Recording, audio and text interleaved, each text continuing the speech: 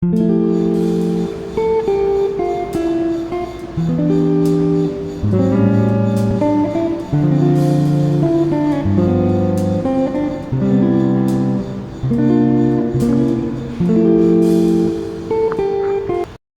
আমি আছি chicken house রেস্টুরেন্টে।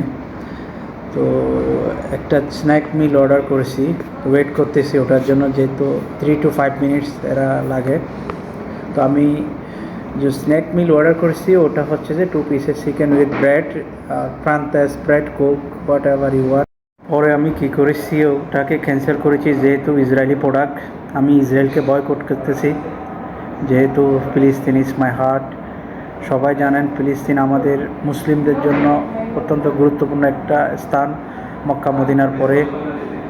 তো হিসাবে আমি পরে ওটাকে আবার ক্যান্সেল করেছি। আমি একটা নর্মাল জুস নিয়েছি, তো আমি আপনাদেরকে দেখাবো।